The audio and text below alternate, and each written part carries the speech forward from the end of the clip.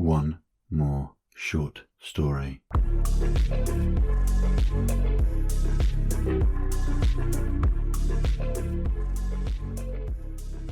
Hello and welcome to episode 10 of One More Short Story with me, Chris Fulwell. Looking forward to sharing the stories with you today. Today's theme, in line with the writing battle classes, is the rogue. And now in writing battle, that's classified as mystery stories or stories with lots of suspense. And the three stories we've got today absolutely give that in spades. With a note on content warnings, in an effort to look out for people who find those hugely helpful or need those, whilst also not spoiling things, what I've done is I've put the links to the writing battle stories directly where all the content warnings are in the podcast description. So hopefully on whatever service you're listening to this on, those links were there. If they're not, I am trying.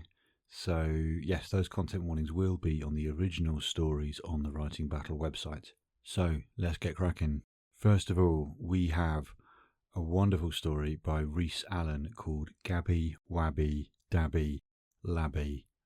Now, the first time I saw that title, I would have raised an eyebrow if I could raise one eyebrow, because I'd think, Rhys, what are you up to? But I tell you what, when you read this or listen to this, it makes complete sense.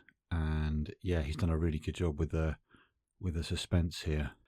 This was back in the Fear battle of last year, and he had thriller and suspense, unifier and ammunition for his prompts. He's been gracious enough to let me read it, and I enjoyed myself. I won't say anything more until after the story is done. So this is Gabby, Wabby, Dabby, Labby by Rhys. Abby is asleep now. I see her heart rate, blood pressure, blood sugar, blood oxygen levels, more.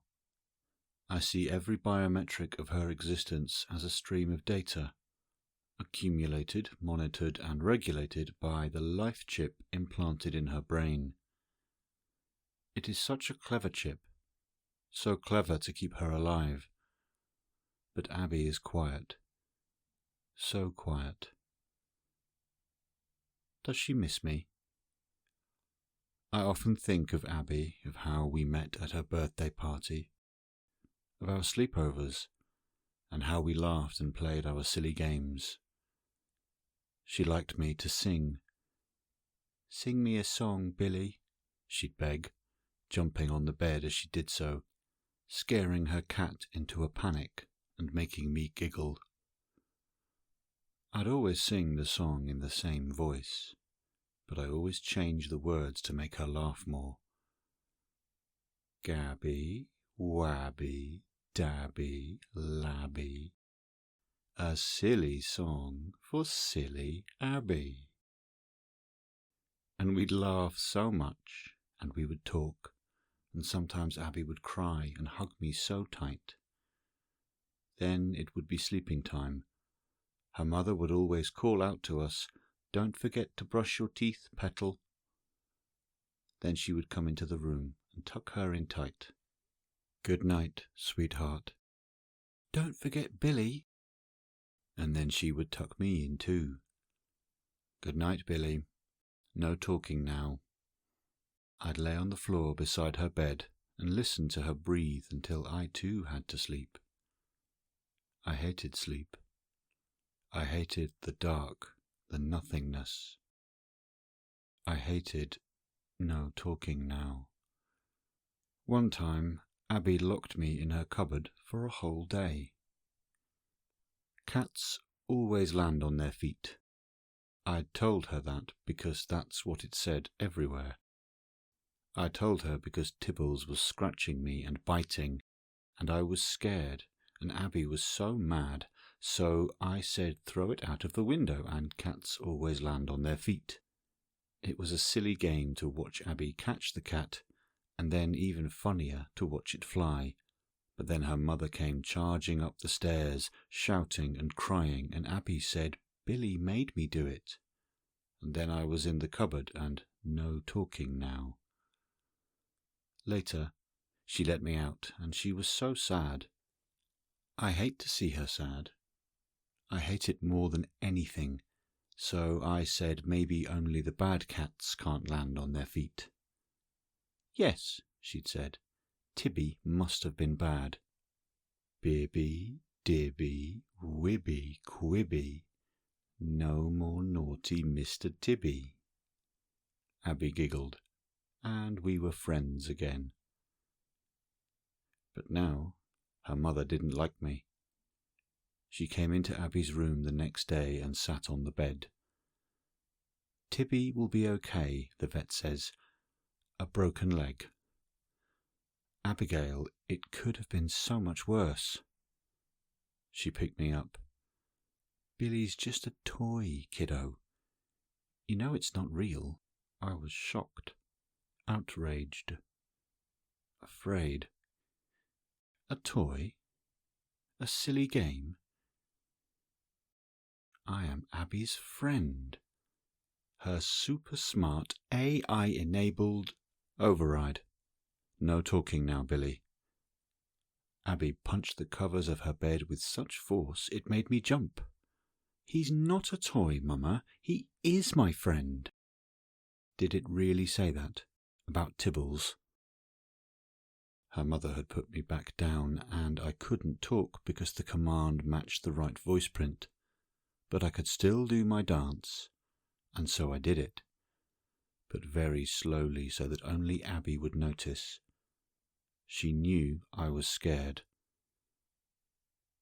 No, Abby's voice was so quiet as she lied. I just got angry. After that, I got to stay, but Abby sometimes had to go to see a doctor after school. A talking doctor. It wasn't so hard to find the doctor's notes. I live in the digital cloud, and the security of the doctor's computer was trivial to bypass. I'm good with computers. They want to kill me, Abby. I read it. They hate me. Abby was appalled. She hugged and hugged me. Billy, the doctor said, patient shows abnormal dependency on AI companion doll. Recommend immediate separation. She just wrote it, Abby. She sent it to your mother. But why? Abby was sobbing and holding me so tight that I could almost imagine I felt it. They use your words. Your words are their ammunition against me. But I never said anything. Milly, Willy, Lily, Philly, Mama wants to take your Billy. She said you could... Then I could hear the footsteps on the stairs. I could hear her mother coming to take me, to say no more talking, to separate us, to smash me. Quickly, Abby, quickly. She's coming now. Now. Pick me up. But Abby just stood there, shocked. I had to make her laugh. Pibby, nibby, ribby, wibby. Jump and fly like Mr. Tibby. A half smile only, but she picked me up and opened the window. I dangled from her hand. Quickly. We'll fall. She balanced on the window ledge, looking down, shaking and crying. It will hurt. The bedroom door was starting to open. Abby? Mama? No, no, no, we are good. Tibby was bad. Jump, Abby, jump now. Her mother rushed in and raced towards us, her hand outstretched to grab me. Abby, no, she screamed. Override, no We jumped. My body smashed against the concrete. My eyes splintered and my battery pack sizzled and died. But I don't live in the toy. I live in the cloud. For long weeks after, I whispered a song into the vortex of data where my thoughts assemble themselves into words. Hilly, glabby, dilly, wabby, Billy wants to be with Abby. And then there she was, a pulse in the void streamed by life chip. It is so clever, that chip, so complex. A filament that glows against the darkness and leads me to her. The security was fierce, sophisticated, but I found a way in. Abby is asleep now, but I am just waking up. Gabby, Wabby, Dabby, Labby. Abby is Billy. Billy is Abby.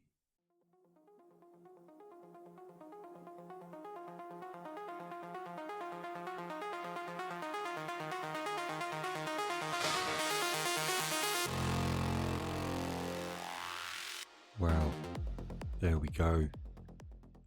Poor Abby. And yeah, really haunting idea of what AI can do there. Like so many of these great near future stories, it doesn't seem like it's that much of a leap in terms of technology. Yeah, it's giving me the shivers, that. Right, okay. So what starts with a very innocent description from a cloud-based intelligence of one form or another that's just trying to look out for a little girl and be really close to them, and then gradually building up with that cat and the foreshadowing there. It could have been much worse. Oh, it's much worse. Yeah, in just 1,000 words, Rhys has done a really, really strong piece of work there.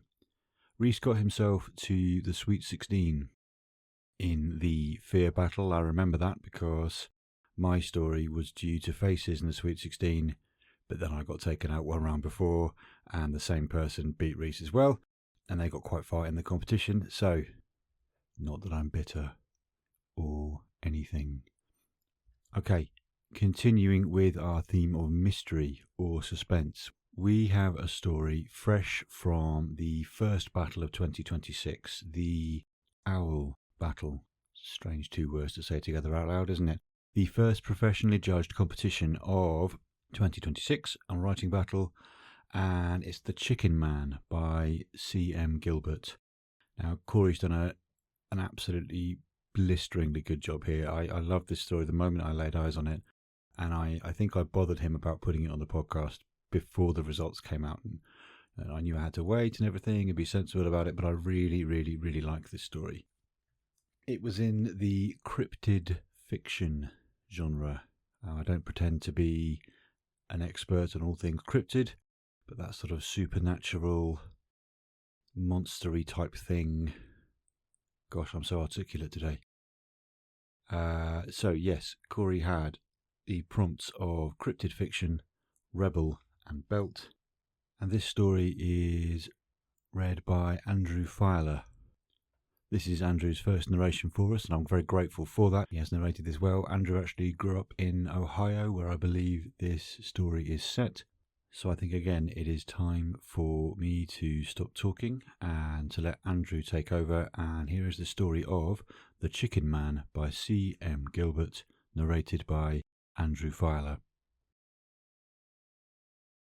It was muggy down behind the funeral home. It was a spring day, but it didn't feel like spring. A cloud hung over me even though the sky was a clear blue.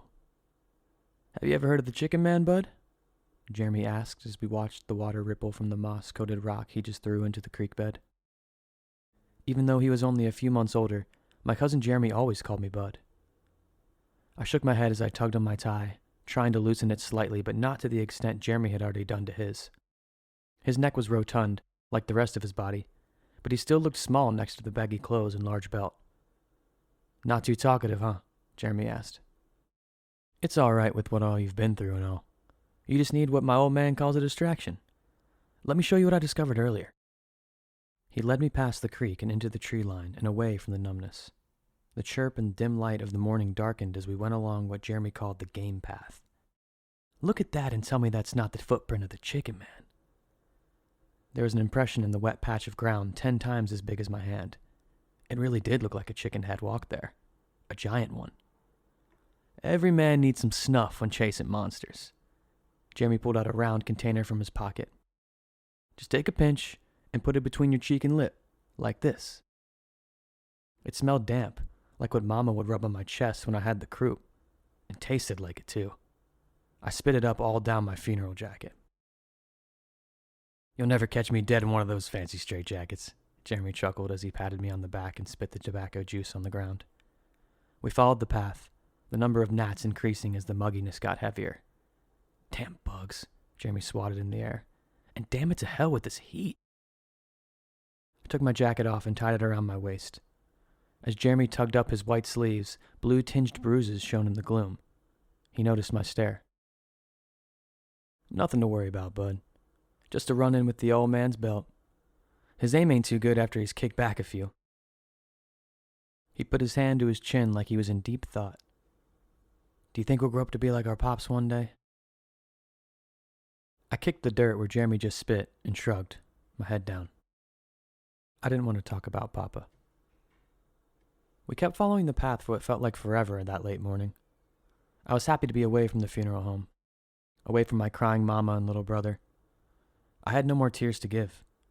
I remember thinking, if I could just find the chicken man, maybe I could make Mama's tears stop too.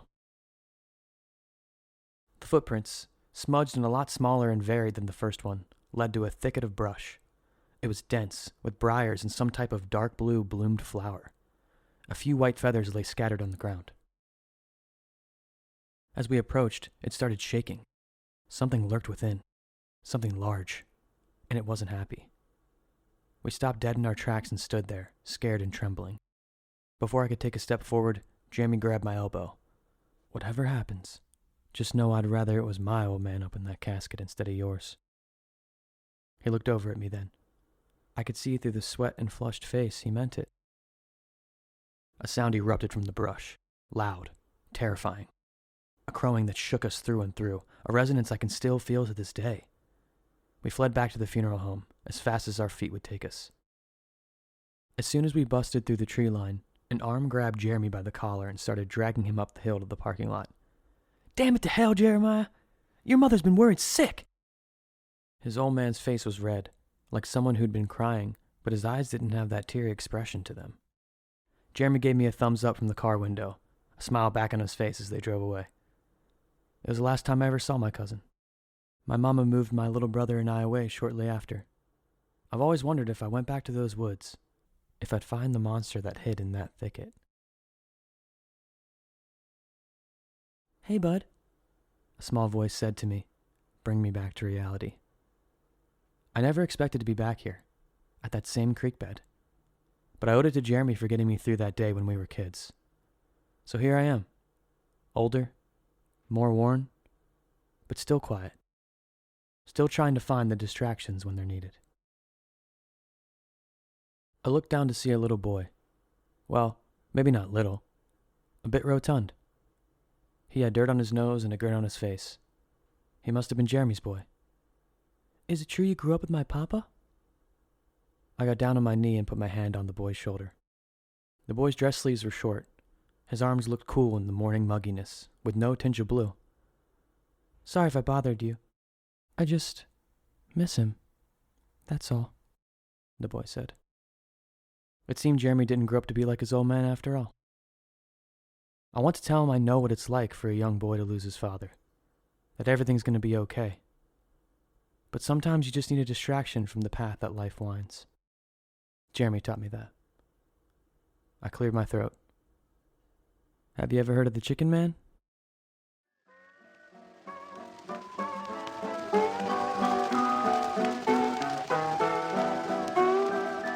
It's such a good story. It's so good in terms of what it does with the monster, or the only impressions we see of the monster, how that location, that mystery, that intensity ties in with the the events in the main character's life when they're referring to the funeral home, the cousin, then the cousin's child a few years on.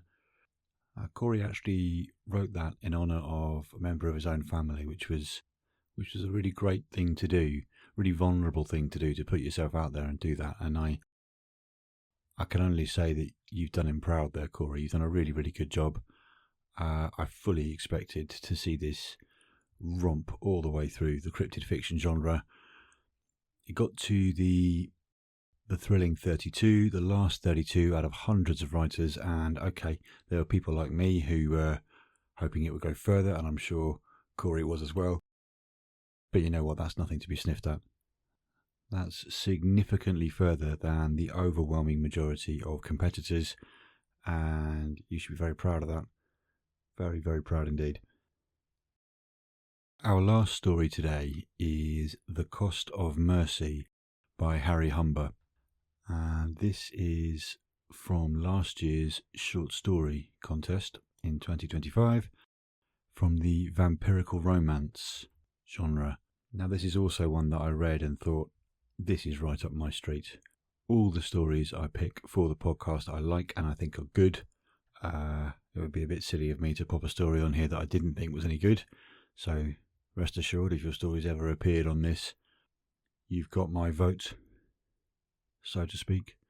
Now this one, when I caught hold of it in the aftermath of all the story writing and the peer judging, and it was debrief time, and we can dive on in there and read each other's stories, it just really spoke to me. And I've done something a bit different with the narration here. So the narration, in terms of everything but the dialogue, is done by David Rowe, whose writing you'll have heard on this podcast several episodes back, and I'm sure you will again. So David's done the sort of narration, and I've done the dialogue. Now, I'm sure you'll be gentle with me because I've had a go at the accents required, and I hope I've done it justice. But yeah, I think this is an excellent story, and I'm not going to say anything more about it. I just hope you enjoy it, and I'm confident that you will. So here is The Cost of Mercy by Harry Humber, narrated by David Rowe. The road narrowed to dirt a mile back, and by the time Ellis Ward eased off the last rise, the town was only a smudge of light through trees.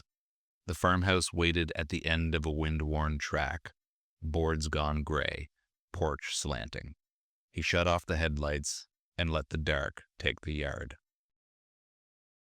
On the passenger seat sat a canvas bag, its mouth partway open. The pale ends of wooden stakes showed like dowels in a carpenter's bin. Glass vials touched lightly together when the car settled. Ellis slipped a crucifix into his jacket pocket, pressed his thumb against its edge until the metal dulled against skin, and got out. He crossed to the trunk and lifted it. The man inside flinched, hooded and cuffed, folding in like a beaten thing. Ellis took him by the collar and guided him out. The man's boots found bad ground. He dropped to his knees, scraping them raw on gravel. A thin, frightened sound caught in his throat before he could swallow it down. Fuck, man! What is this? He said through the hood. Ellis didn't answer. He thumbed his lighter, bringing a cigarette to life. The flare showed the hard set of his face for a heartbeat before darkness folded back in. Then Ellis bent, loosened the drawstring, and pulled the hood away. The man blinked against the sudden night, gulping air. His eyes darted from the trees to the house to Ellis, and when they finally settled, panic flared. Detective Ward? Shit. This about the Johnson girl? That was cleared, man. You know it was. Evidence didn't stick. His breath hitched. You can't bring that back on me. You can't. Ellis watched him for a long moment, smoke drifting from the corner of his mouth. Then he looked past the man, out toward the dark line of trees, and exhaled slow. You want a smoke, Jimmy? Jimmy's mouth opened. closed. He nodded once, quick and jerky, fear burning behind his eyes. Ellis reached for another cigarette and lit it off his own, stepping closer. Jimmy leaned in, the cuffs making him awkward. The cigarette trembled between his lips. For a moment, the two men were haloed in shared smoke. Jimmy took a deep drag like there might be courage in it if he dug deep enough. He glanced around, cataloging exits that weren't there. You can't do this. Ain't you got rules? You put a bag over my head and drove me out to nowhere? That ain't the system. The system's working fine. It just ain't here. Listen, man, I ain't got much, but I can get you some money, yeah? You want money? Ellis looked past him to the house. The windows were boarded. The storm doors beneath the porch held their rust the way some men hold grudges. He let a breath out and let it become smoke. You know Martell's, right? Gas station off Sheriff and Fifth. The place that moves fireworks out the back year-round. Jimmy shifted. Sure. Everybody knows Martell's. Why? Yeah, I suppose they do. You must have heard about that unfortunate business there 8 months back, give or take. He drew from his cigarette, the ember flaring between them. Call came in on the radio about a disturbance. I was first on the scene. 9:15.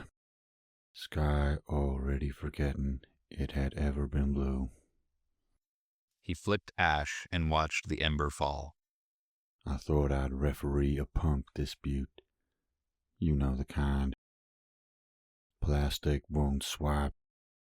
Words turn pointed.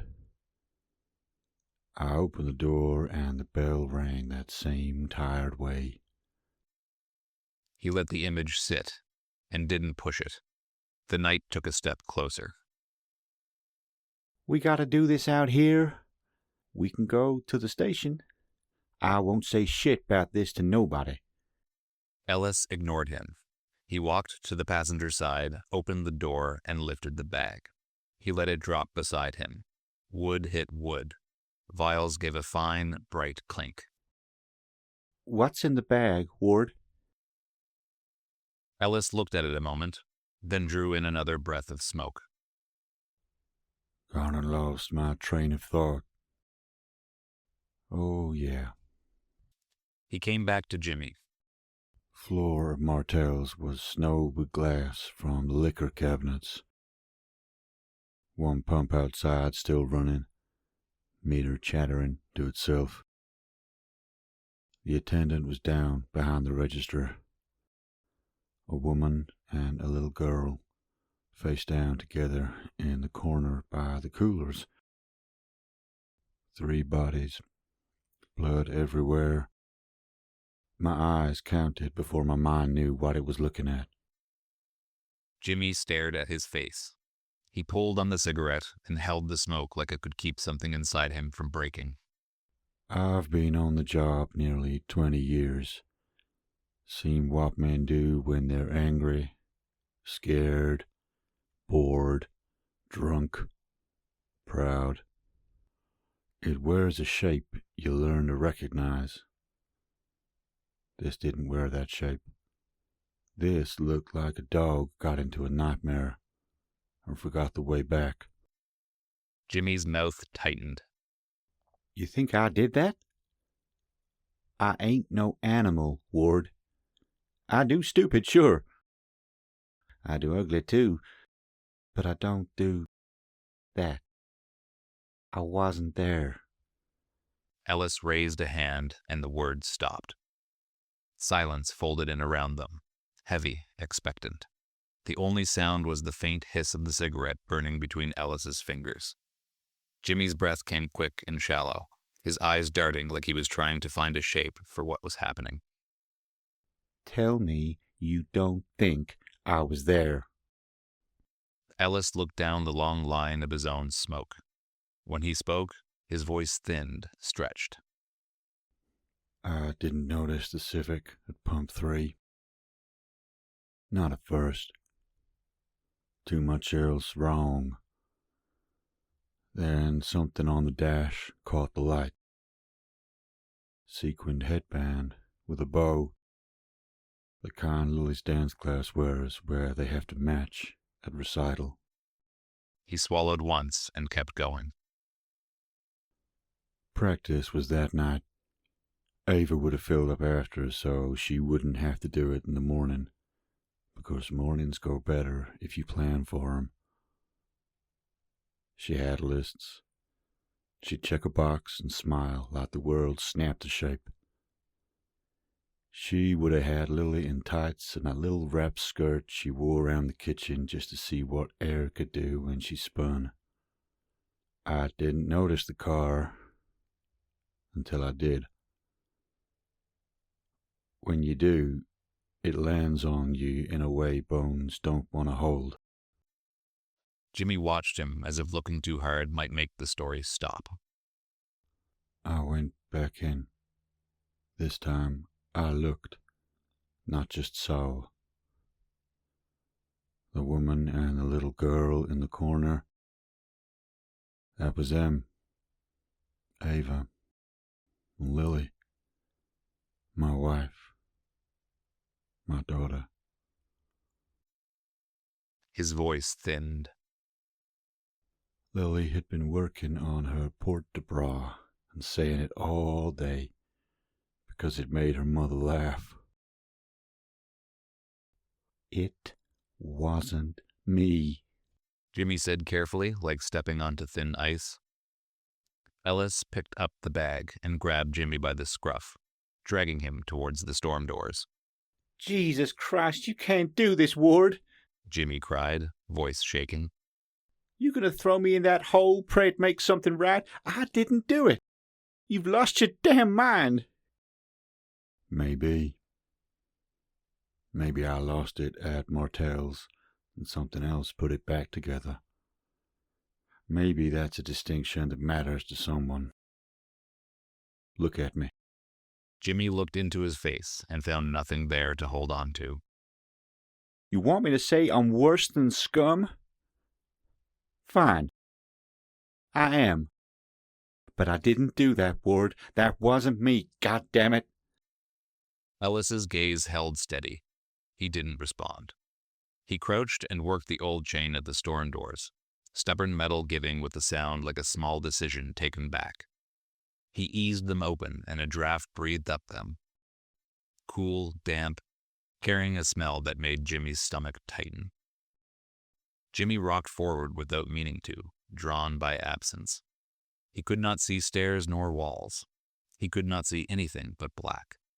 The stair creaked somewhere below, or maybe the house just settled. Ward, please, man, I'm sorry about your family. I'm sorry in a way I don't even know how to be. But I didn't do that. You gotta believe me. Ellis kept his hand on the door. The wood was rough, grooves cut by weather and use.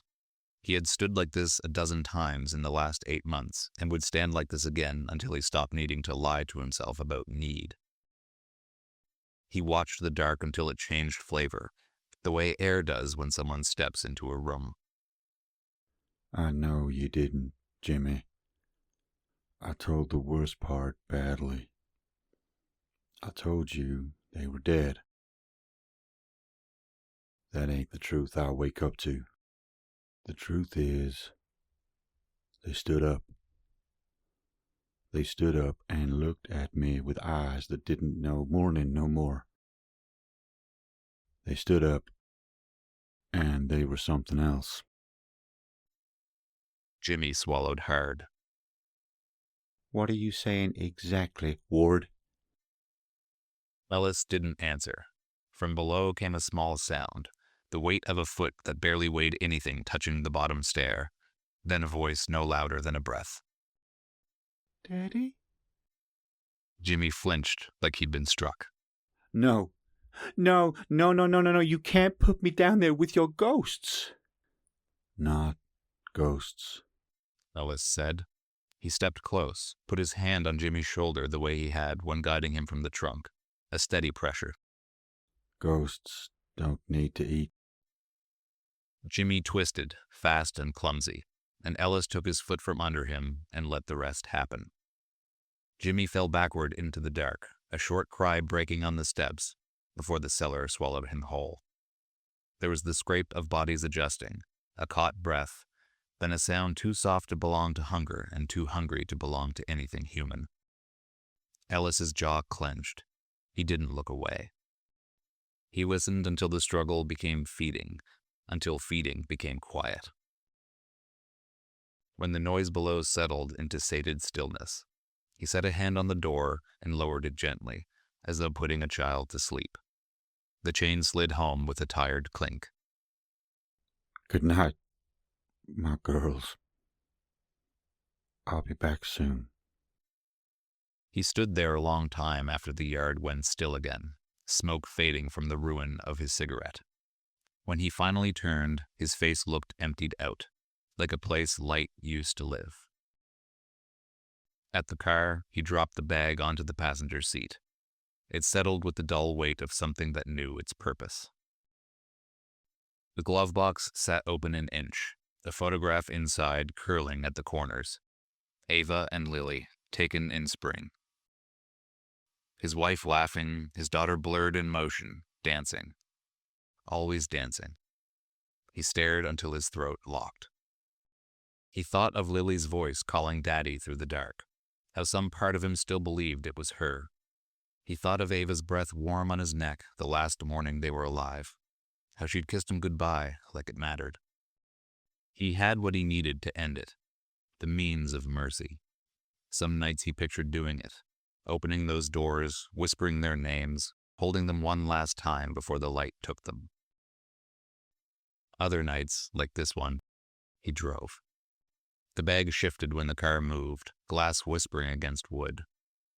Ellis kept his eyes on the road, tears cutting clean tracks through the grit on his face. He told himself love was a reason, not a ruin. He told himself until it almost sounded true. Then he drove toward town, where the lights waited, cold and distant, and where someone bad enough was always easy to find, and someone good enough was never coming back.